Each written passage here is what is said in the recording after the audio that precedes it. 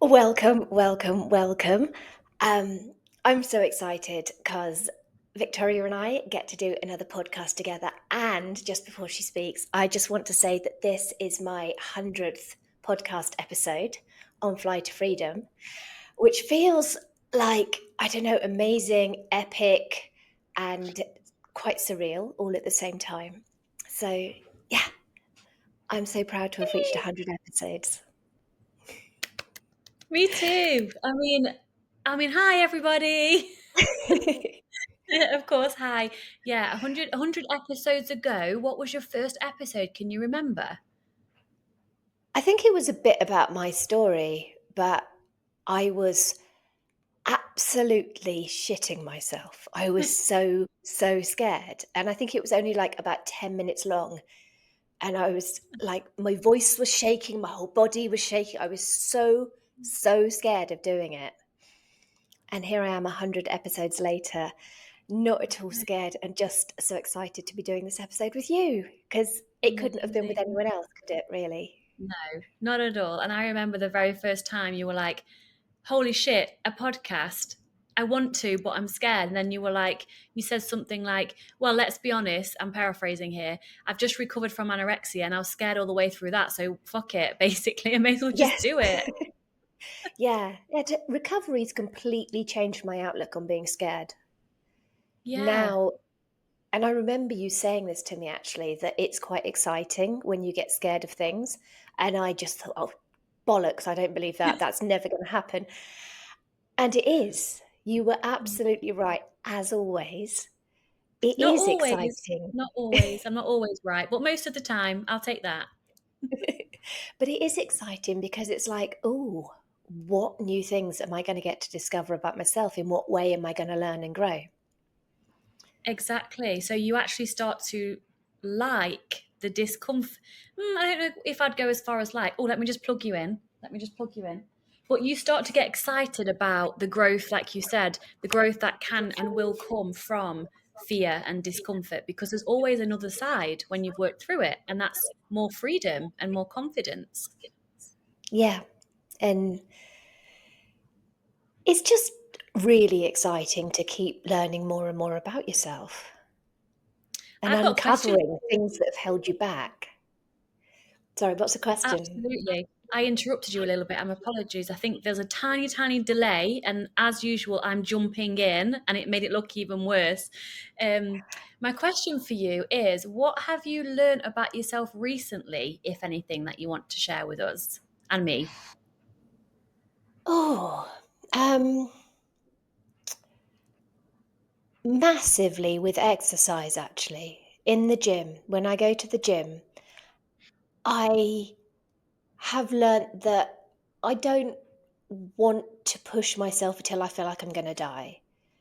I Mm, don't want to do any of the, "Oh, well, she's lifting that or she's done it in that time." I'm just like, I literally don't care what anybody else is doing, what I'm able to lift, how quickly I'm able to move. All I care about is how good it makes me feel, and that's yeah. it. And that just feels so freeing. And Mm, just to be able to go in with that attitude. And also, if for some reason I can't go in or I don't want to go in, that I'm completely and utterly fine with that. Because mm. exercise used to be such a big thing for me.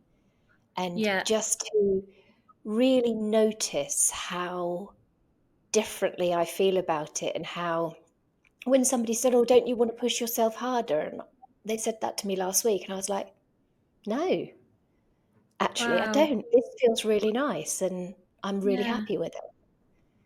For you to be able to feel that way when someone said that directly to you is huge growth, because I've seen you in the gym. Julia took me to CrossFit, and I had a little bit of a, not a paddy, but I had a little bit of a like, I can't do this. She's lifting heavier than me. I'm stronger than her. So why can't I get this front squat right? And then it's just like, let it go. Who cares? So for you to be able to be in that position where you're in now, growth, freedom, like you say. Yeah. Yeah, Amazing. it's amazing. What about you?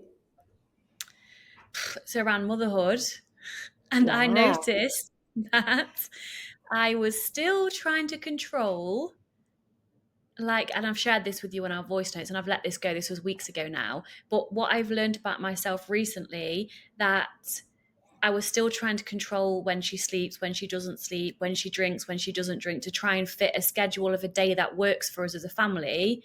And you can't do that with a newborn. So I had to feel that anxiety and that pressure to just be able to be like, you know what? Fuck it.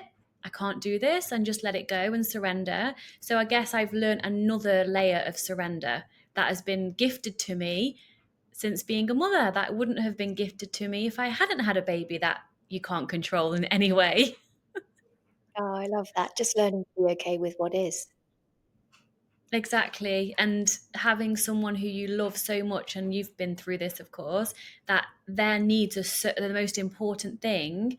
It's not like you can just change your priorities either. I She have comes another first. question actually Yeah. regarding that. So you are like the queen of self-love, and you've taught me Mm. so much about self-love. Now, for me, the love for my children came way, way, way before the love for myself.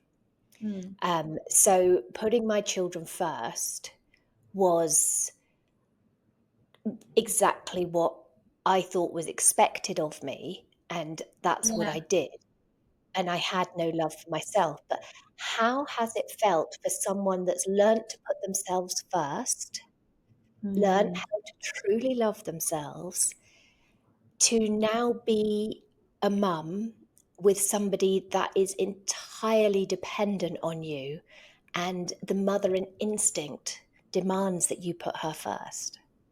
This is such a great question, and I'm excited to answer it, as you can probably tell by my body language. For me, yes, it's Koa, my daughter's name, if those of you that don't know. Her needs come first because she's dependent on me. So I think that's worth saying. Like, obviously, as she grows, I would evolve and change in this. But because she is fully dependent on me, it's still both and I'll explain why in a moment. But she comes first. But because I have a supportive husband, I even said this out loud the other day to Koa, sweetheart, Daddy's going to give you your bottle because mummy needs to do 10 minutes of yoga for her mental health, for her emotional health, and to be a better mum to you. So I actually, although she doesn't understand me yet, I'm actually saying it out loud to her and to myself. So I'm prioritizing her because she's got someone else who can take care of her, and I'm doing yoga. But if my husband wasn't there, it would of course be her, and I would talk to my inner child and be like, sweetheart, I know your body is just screaming out for 10 minutes of stretching on the floor right now because you're in one position when you breastfeed for so long and you need a massage and all the things, but we can't do that right now, and that's shit, and it's okay, and I promise as soon as I can, we will do it.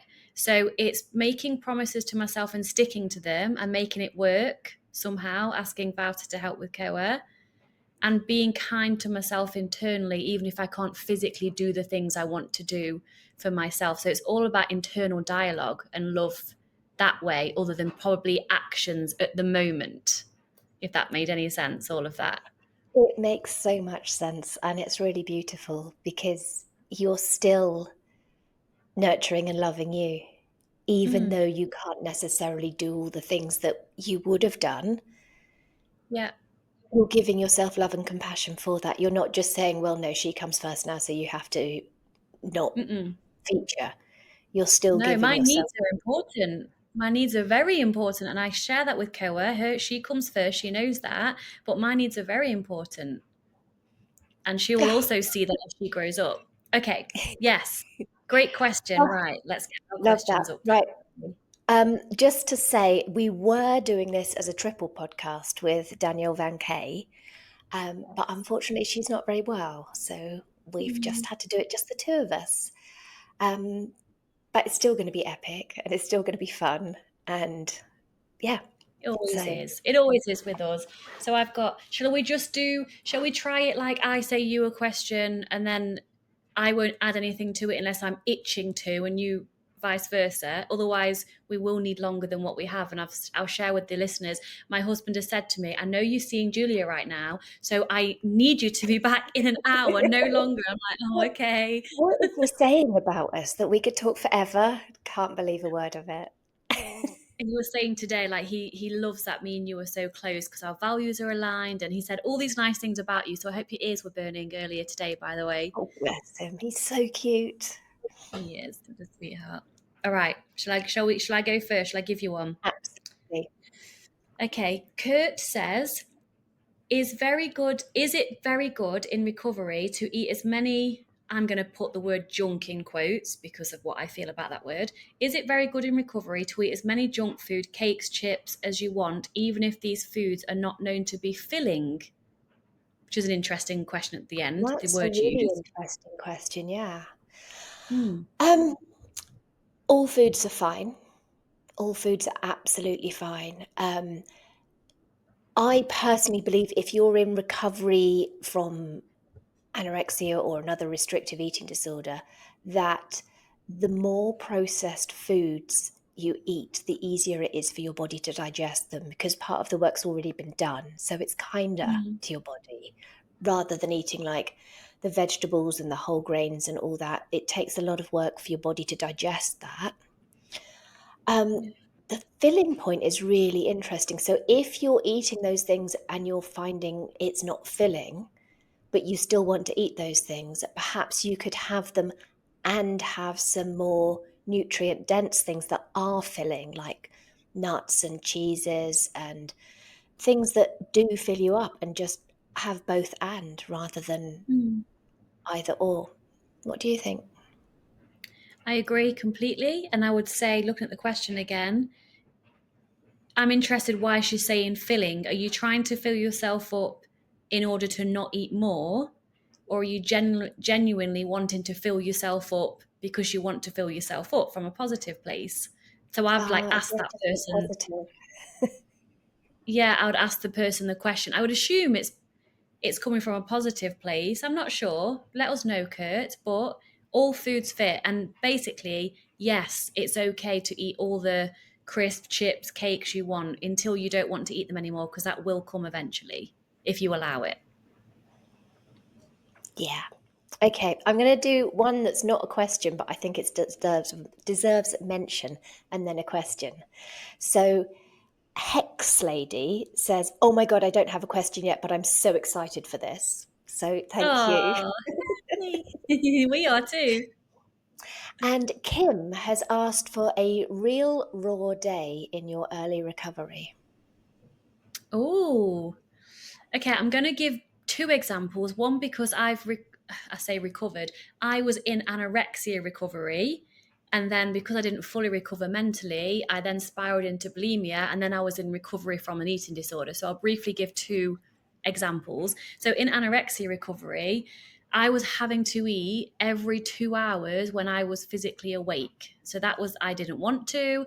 I had paddies and tantrums about it. But because I was still under 18, started when I was like 12 and I was in recovery when I was about 13, 14, I was kind of under the influence of my mother, which was a blessing in disguise, to be honest. So I had to eat every 2 hours, and that they were high calorie food. So they looked like sausage rolls, chocolate bars, a whole cake, like all these highly processed, highly calorie foods, including every meal was like a massive, massive like portion of food, like that would feed like a man who had been on outside working all day, that type of food size, and a 1,000 calorie weight gain milkshake at every single meal. I hated it all. I hated every second of it until the migration response switched off. And I actually secretly looked forward to all this food that was given to me because I was welcoming it, even though mentally I still didn't want it because I was afraid of weight gain. So early recovery, it looked like literally eating every 2 hours, whether I liked it or not, including 3 massive meals a day. And then in bulimia binge eating recovery, which was the most recent, well, say recent, it started that like 7 years ago. A day in the life of that looked like completely unrestricted eating. But the difference was here, I was choosing. I wasn't being told to. I was choosing. And so for me, it looked like a shitload of chocolate, a shitload of Nutella, loads of biscuits, loads of sugar. I would literally drink maple syrup from the jar, that I'm talking that type of much of sugar. And then over time, the more permission I allowed to eat everything and anything, the more I practiced tuning into my body. That's when I started wanting things like potatoes and cheese and beans, and then a smoothie, and then a few greens. And then over time, it naturally balanced out because I was allowing everything. So I hope that's helpful to this person. Do you want to give an example of? I mean, I know because I saw your pictures of your food, but what was what was an example for you? Um, I guess so. I'd wake up in the morning and instantly have to accept that my husband was going to walk the dogs, not me.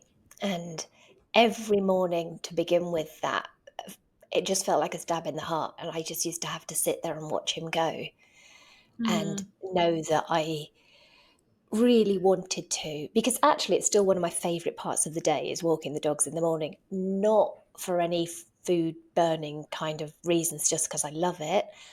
mm. Um, but yeah, the first thing was allowing him to do that and not doing it. And then there would be porridge and tears. Every morning was Origin, porridge and tears. yes. And I would have this huge bowl of porridge with like sugar and Nutella and loads of nuts and granola and stuff on it. And I would just cry my way through the porridge.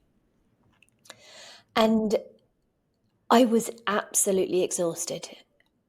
For somebody Mm, that had been doing, as soon as I started eating, the exhaustion just hit me. So I would then normally like go and have a shower. And then after the shower, I would be so exhausted, I would just have to lie down again. Just having the breakfast and the shower wiped me out.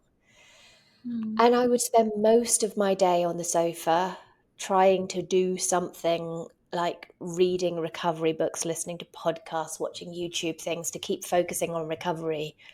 But I had huge difficulty focusing on anything because my brain was just all over the place. And I would like read the Mm. same page of the book a dozen times and still not know what was written on it. I ate so many biscuits, like the English Mm. biscuits, like Oreo type things, not those strange scone American ones, like cookies biscuits. Um, and then I would have a lot of foods that I had as a child, like Mm. bacon frazzles and Marmite and cream cheese sandwiches and stuff. And also an awful lot of early recovery was spent on the toilet, to be honest. Yeah. Food just my digestion was horrendous, and I also had quite severe edema, so moving was painful, and I was exhausted, and I had to not do the exercise that I thought I so wanted to do. Um, and yet it all had this purpose, this even though it was awful, I knew it was going to be better than what had been. There Yeah. was a reason for it. There was a reason to keep going, even though it felt horrendous in the moment. And I also had the best coach in the world who helped me so much. Um, Thank you. yeah, so it's tough. It's tough giving yourself permission to eat and give yourself permission to not move, to sit, to rest. Yeah.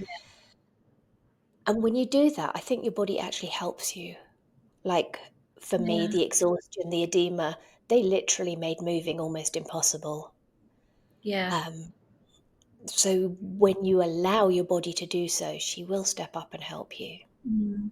Yeah. That's the hardest part for me, was the lack of movement, was the stopping or the compulsive over Yeah. exercising and standing all the time and having to do over like however many steps, I'm not going to say a number, like however many steps every day. That was harder than eating more, even though that was really hard. I know, I think it was for you too. Yeah, and the fact that my husband does a lot of exercise and used to say, "Oh, I'm going on a run now," and then he'd come back in and go saying, "I did this far at this speed and this Oh, many steps," and I was just like, "This is not helpful. This is really not no, helping me." Dave, shut up. Because doesn't he literally just runs marathons every week, even now. He's just like, yeah, I'm just running a marathon today. I'm like, okay, well, that's normal for you, so have fun. Yeah, yeah. Okay, all right, next question then. Suki Katz says, how to ignore guilty thoughts after food you've eaten throughout the day. Oh, can we combine that actually? I have a very similar question of how do you turn the ED bully voice off with don't eat the carb and stuff. So they're kind Yeah, of very yeah, similar, aren't they? So that was from yes. Wendy. So um they're really hard to ignore and you can't switch them off. No, let's be truth bombing right at the Yeah, beginning. yeah. You can't turn the bully voice off and it's really hard to ignore the guilt and pretend it's not there. And I don't think doing that works. I think Mm, you have to acknowledge it and know that it's there and that I guess reframe it that this guilt is trying to protect you from doing something different and your brain only knows what it knows, so anything different, anything out of what you've already been doing, your brain classes as different and dangerous, unknown, so it's going to mm, send you all the feelings of guilt and the bully voice and all that. And so reframing it and saying that this is just my brain trying to protect me, but I'm not doing it this way anymore because that protecting kept me stuck where I was. So, mm. yes, this noise is going to be here, and no, I don't need to listen to it. Exactly that, because dismissing it is a great tool, which is the same as ignoring getting away. But well, it's not, because you have to acknowledge it, like Julie's you've just said. You have to acknowledge it first, understand that you can't avoid feelings of guilt and shame in Yeah. recovery. We can't. It would be nice if we could, we can't. Reframe it as Julia says, and then also you are where your attention is. So if you act like a person who doesn't feel guilty around food, and you do that consistently as you're reframing your thoughts with truth, the guilt will go. Because me and Julia don't feel guilty when eating at Oh, all. not even slightly. No, but we did massively. So much. Yeah. Yeah. So it's just, I think consistency is a great word to bring into this. And the truth that you can't avoid the feelings, you have to keep acting like you're in food freedom before you are, and then self compassion, reframing. And that's when coaching really helps, doesn't it? To reach out to a coach and say, I feel really guilty. And then we can help you move through that, because it's a normal part of recovery that you cannot bypass, sadly. Yes, it is. And it's part of the process, isn't it? It's part of what you need to go through, and there is growth in going through it. Yeah, exactly. Because, of course, she says how to ignore guilty thoughts about food because of what you've eaten throughout the day. Like you said at the beginning, of course, the eating disorder is going to make you feel guilty for what you've eaten because it wants to keep you stuck, but you don't want that Yeah. anymore. So feel the guilt anyway and keep moving forward because you can. Yeah. Okay. From Jackie, how do you explain to your spouse why you struggle to eat sandwiches and cake? Oh, okay. Well, I would go with, if I assume this person isn't comfortable talking to their spouse about what's going on, else they probably would have done already. So I am assuming this question means that your spouse doesn't know what's going on in terms of your eating disorder. If they are aware of what's going on, there's a great episode I've done, which I'm going to plug in here. And I think the title is How to Support a Loved One in Recovery. So if they're open to it, get them to watch that episode, because that can then set them up to help support you. And I would invite you to have an open conversation or write a letter. I used to have to write letters to communicate with my partner until I felt comfortable and confident speaking. So write him or her a letter about what's really challenging for you and why, and what you need from them. This is a good place to practice asking for what you need, and give them the letter, and then be open to talking about it with them. That's what I would suggest. Because if you're trying to keep struggling by yourself and they're not understanding and they don't get it, it's going to be really hard for you to move forward, because you might need a different level of support than what they're currently giving you because they don't understand. So help them to understand. That's your job. That's what I would say Yeah, with that. I totally agree. And also be careful that your explanation to them isn't partly the eating disorder giving you a reason why you can not attempt to eat sandwiches and cake. Oh yeah, it's not a permission slip not to. No, Exactly. no, no. Because the eating disorders are so sneaky like that. Yeah. Remember when you said to me, I don't like cake? And I was like, are you sure you don't like cake? And you were like, no, Yeah, Vic, I actually don't like cake. And I'm like, okay, I'm trusting you with that. yeah. And you still don't like cake now. I still don't like cake, no. It No. I don't know, it's fluffy, I just don't It's really like it. delicious. No, it's not. It's just it is to other people, and I can see that, and it looks amazing, but just does nothing for me. I would far rather eat a bar of chocolate than a chocolate cake or something. Yeah. Yeah, But this just does person, nothing. if this person wants to eat cake and bread and sandwiches, if you ask yourself this, what's her name again? Jackie, This person, Jackie. Jackie. Jackie, if you ask yourself this, play make believe for a moment. If I didn't have an eating disorder and I wasn't afraid of eating bread and sandwiches and cake, would I want to? And get really honest with yourself. And if the answer is yes, that's when you challenge yourself to eat them anyway and get support from your spouse, not to allow the eating disorder to exist and get stronger. Yes. Yeah, I think that's to me, that's where the alarm bell goes off when you're explaining to someone Mm. why you struggle to eat these things. It's almost like the eating disorder's seeking permission to not even try it. Exactly. So it's understanding where you're at and moving forward with it. Otherwise, you're going to be afraid of sandwiches and cake for the rest of your life. And Yeah, you deserve better than that. you really do. Okay. So this was a little bit similar. So I'll ask you it briefly. So Lindsay says, exercise obsession advice, I can't rest. Well, that's not true, is it? You can Boom, it's rest. not true indeed. She won't You rest. can rest, but it's very uncomfortable. You can rest, but you're telling yourself you can't, which makes it even harder. Yes. Resting is the easiest thing in the world. It's just the practice of not doing. Yeah, which is really challenging. Not now, but it is at the beginning.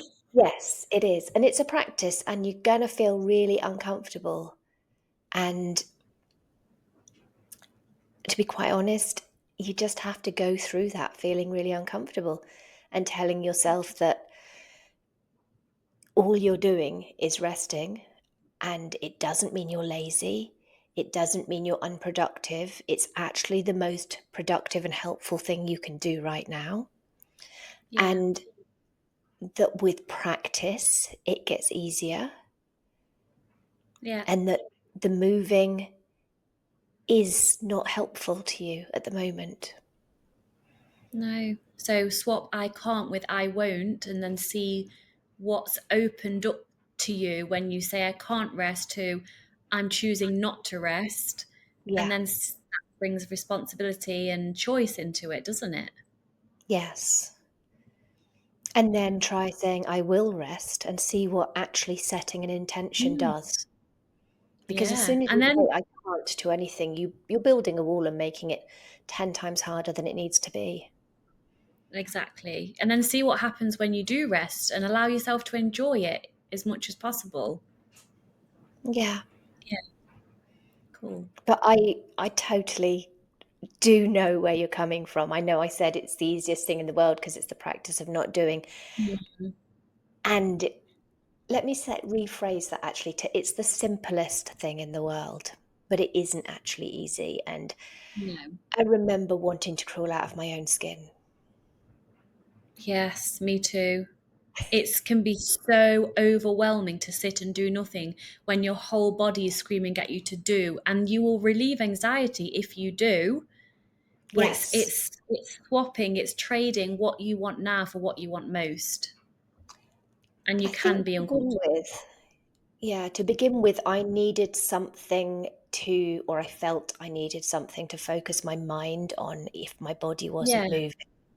Um, hence I mean, I even did courses online and stuff to things to just try and Mm. distract the feeling of itchy, scratchy, wanting to crawl out of my own skin. Yeah. As I said, my focus was terrible at the time. But now I Mm. can actually literally just sit and do nothing. Just Mm. like sit at the beach and watch the waves go in and out Mm. and just absolutely love it. Yeah. Do work on this, Lindsay, because it's so much for you in rest. Even though the Yeah. eating disorder tells you there's nothing there and it's boring and blah, blah, blah, there's so much there. The connection you have to yourself and the world, it needs to be experienced, doesn't it? You can't really explain it in words. It's beyond words, really, the experience of true rest. I think so much more comes to you when you're still. Mm, You learn more about yourself and you get to notice all this jumble of thoughts that come into your head from a more detached place. And then you can mm, look at what thoughts are helpful, what thoughts you want to give your energy to, what thoughts you don't. It gives you more mm, space to be. mm, mm. Yeah, So it is incredibly beneficial, but it is also a practice. yeah, I agree with that. Okay, Sue, Sue, Oh, hi, Sue. how do you stop caring what other people might be thinking and allow weight gain? Which is a great question. It's a great question. Truth bomb again. People will judge you. I guess they It's will. not nice to hear. It's not nice to get your head around, but it's a fact. Welcome to planet Earth where people judge people. So I want to start with that. I also want to ask you a question. This is obviously not just for Sue, for everyone. How many people do you judge in a day, roughly? Whether it's negative, positive, or neutral. We're judging all the time, even to say, let's say you hold up this glass. I can't see myself, so I'm assuming you can see this glass right now. Yes. Even having an opinion on whether you like this glass or not is a judgment, Yeah, it is. right? So knowing that people are going to judge us anyway, we can't get around that. No matter how thin we are, no matter how perfect we are, no matter how nice we are, we will be judged. So that I'm sharing that because that really helps me to start to get over my fear of judgment, knowing that no matter what I do, I cannot avoid it. And it's So that not helps me to just going start. to be about your body or anything, is it? It's going to be about everything. Everything. And then I also, another truth bomb, people will judge you on the basis of size because the world's fucked up and we're fat phobic. So Yes. that's really hard to land. And you can still live a very happy, fulfilled, fun, joyous life in a bigger body. And when you love who you are and accept your body, acceptance doesn't mean approval. You actually won't give a shit what anyone else thinks about your body and if you've gained weight or if you haven't. Because when you accept you, it doesn't matter what anyone else thinks. It's an inside job, but I do know how hard it is. That was a big one for me. What if people don't it was more so men, what if they don't find me desirable? Because I judged me being powerful and in control and valued in terms of desirability as being good enough and being safe, because that's just what I learned. But when I actually realized, and this is one of Summer Inanen's quotes, you would have heard me say it before, it's a great quote. We weren't born to give men boners. When I was like, holy shit, I was not born just to give a man a boner, I'm going to start letting that meaning go for me and just be who I am. And people are going to like me, People are going to not like me, and people won't care either way, regardless of what size I am. So I guess to answer this question, Sue, it's more stepping into your own power and doing the self-acceptance work, because then you won't care whether you gain Yeah. weight, lose weight, stay the same. You won't care what people think about you. It's an internal job. And also noticing how the people who matter to you Mm, are still there yeah. as your body changes. The people that you truly care about and who truly care about you don't give a stuff what size your body is. No. There's one girl that um, has always judged me in some form or another. And when I was really sick, she used to like judge my body in a positive way. Mm, But then she'd judge on how much money she had compared to other people 'cause she was quite well off. And she's a very, very judgmental person. And when I gained weight and went back to the gym, which is where I knew her from, she would just look me up and down with a really disapproving look. And to begin with, that felt really awful. And now I just think, why did I ever care what you mm, thought? Because I have never thought that your opinion mattered. mm, I don't mm-hmm. I don't want to live a moment in your life. So No, why would it ever matter? true. And I assume if you asked her what her values were, they would not be what you value No, in not at life. all. Not at all. That's a great way of And looking I at it. So, actually Sue, think, sorry, go on, Julia. I was going to say, I think she must feel very insecure because of how judgmental she is of so many other people. Yeah, it's true. The more we judge others, the more insecure we are, and Yeah, vice versa. And I love what you said. If you wouldn't want to trade lives with the person perhaps judging you, just don't even give it your time of day. Let's say someone does judge you who you do want to trade lives with. That's another conversation. We can bring that to coaching, Sue, because there's a lot I want to ask you around that. But I would say, for example, me and Julia, we share very similar values. We actually, I won't say we don't judge because we're humans, we judge things all the time. But in terms of people's bodies, we've done the work around that. We don't do that anymore. So we wouldn't give a shit whether you were big, small, medium. If Julia puts the stone on, I'm not going to say, well, I don't want to be friends with you anymore because you've gained a dress size. Can you imagine? You wouldn't want me no, in your life not anyway at if I all. thought that way. No, because that's not accepting me for me, is it? Exactly. So the inner work, always the inner work. Yeah, it's not about what other So, people think, it's about what you think. yeah, absolutely. One of your one-liners, Julia Trehane. That's going to be a quote on Instagram, I think, at some point. Okay, so the lovely Marie Kristin says, okay, she's got two questions. I'm going to ask both because it's from the same person, and feel free if you want to put them together or answer them separately or whatever. How to deal with so much. Okay, no, I'm going to ask them separately. Sorry, that's completely different. How to deal with so much health and fitness advice. Oh, yeah, that is tricky. There's all this advice out there. Is it applicable to you? Mm, So, like this, you must have your 5 a day or whatever. Is that applicable to you? Is doing 10,000 steps a day applicable to you? If you had broken your leg, would you be worrying about doing 10,000 steps a day?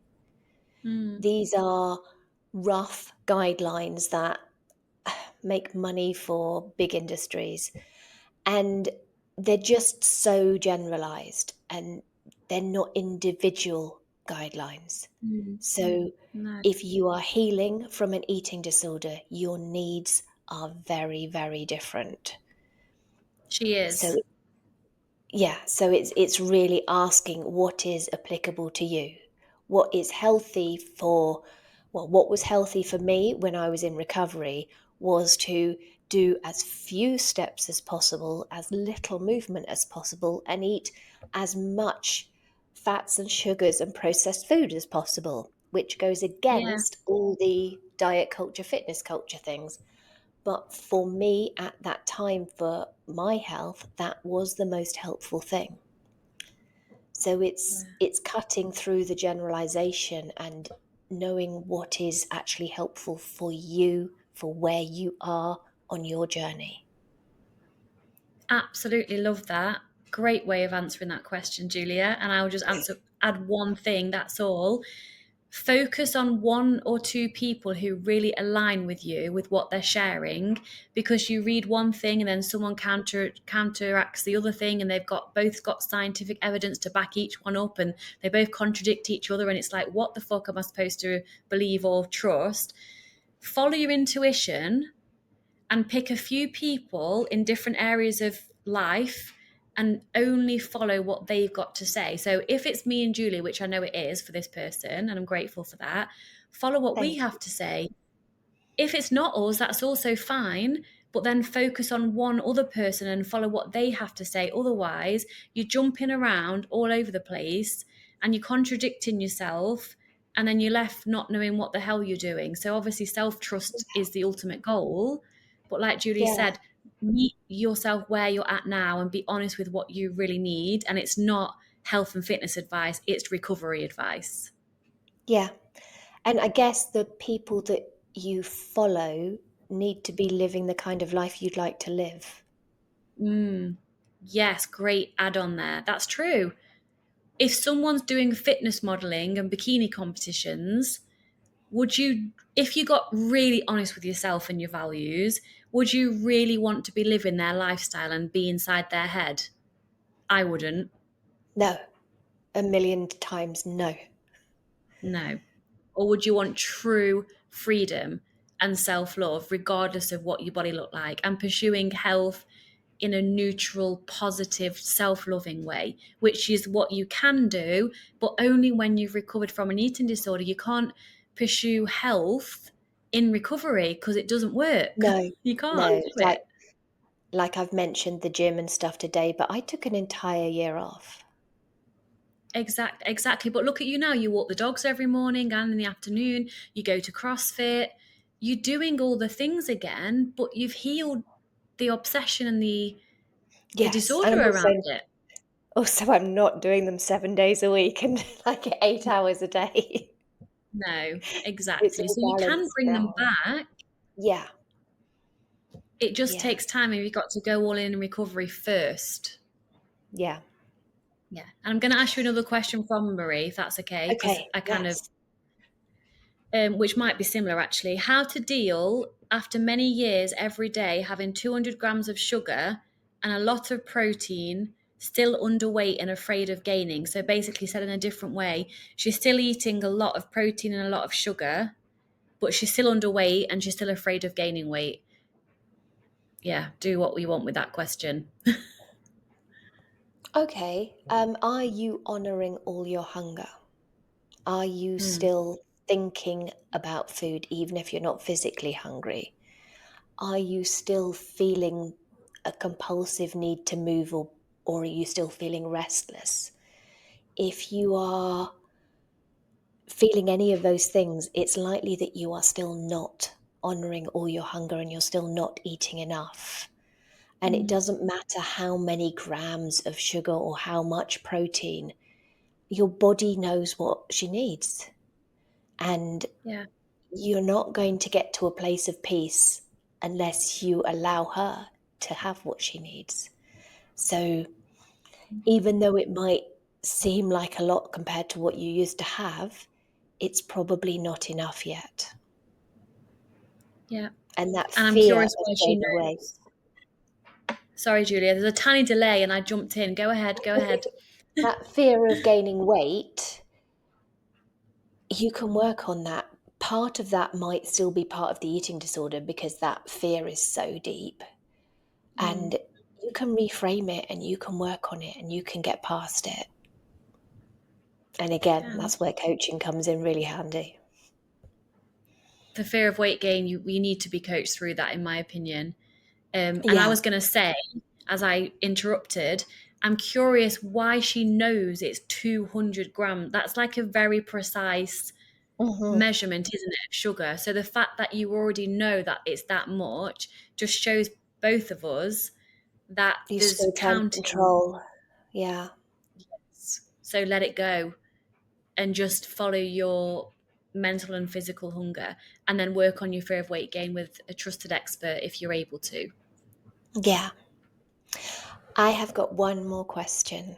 It's a bit of a longer Okay. question, so I'm going to read it out. It Okay. is from, it's gone. Rebecca. How to balance fully honoring mental hunger with not wanting to feel sick at every meal or snack. I'm trying to so hard to rewire and show myself that food is abundant and having a lot of success and making so much progress because I have embraced and execute abundant eating. But I find it very unpleasant and hard to focus on anything else if I'm feeling sick. Sometimes I think, wow, I could eat this whole bag of XYZ, but I don't because, again, I know I will feel sick after. But I've taught myself and truly proven by my actions that I have complete permission to pick up the bag in an hour if I want. Do you relate to this? It's such a delicate balance, and I feel like there's a bit of striving for perfection as well. So, really good Well, question. massive, massive well done to Rebecca for getting where she has done so far. Yeah, really well Loads of done. recovered language, loads of recovered language in a question also. Yes. And I will say that she seems further along than what I thought when you started to read the question. I love that she's giving herself full permission to have the whole entire bag whenever. It sounds like she's perhaps able to now choose to have the bag later, but if she's feels like it's restrictive not to eat the entire bag, but she still feels sick, I would say embrace the sickness as part of recovery because it will eventually pass. Yeah. I truly believe that our bodies are need to have that overfull, slightly sick feeling to send them the message that, look, food is so abundant, you're completely Yeah. safe. And that is what triggers your body to be able to adapt and start to feel safer. So it's almost a bit of a rite of passage. Yeah, I agree. And I will say as well, if you imagine like a triangle, the foundation of the pyramid is a better word. The foundation of the pyramid for your body in recovery is enough food, full stop. It doesn't Yeah, matter if you feel sick, if you're allergic to a certain food, your body just needs enough food. And because your body's smart, if it's like a bag of M&Ms or minstrels, that's easy accessible sugars and fats and calories. So even if you feel sick after eating them, if your body's driving you to eat them, it needs that because it needs enough food, full stop. And then the second part of the pyramid is feeling well and yeah, enough food. So it sounds like she's in between now. It sounds like she is able to reassure her body and herself that, you know what, we can have unconditional permission to eat, which is key, and showing herself that that's true. And she's able to choose not to eat the entire bag to avoid the sick feeling. But you can only choose that when your body's got enough. So it's like a both and still at the moment, isn't it? She's doing great it though, is. Rebecca. You're doing Yeah, great. doing absolutely amazing, Rebecca. Really, really impressed. Um, Unfortunately, yeah, digestive issues, feeling sick, and that it's part of the process, and it will pass, and it doesn't Yes. last forever. So keep going, keep going. And I'm wondering, okay, we've Definitely. got 5 minutes, right? Right. That was my Uh, last question. So oh, okay, great. So, okay, let's end it with this like really nice share for both of us. Well, Emma said this is going to be amazing. You're all fab. Thanks, Emma. thanks, And Joe Emma. Tan says, I cannot wait for this one. My three favorite ladies. Well, I'm sorry, Danny isn't here. Best thing about recovery for each of you. So let's end it on on that one. Excuse me. What's your favorite thing about recovery, Julia? Wow. Just one thing. Yeah, let's make ourselves choose one thing. Okay, two.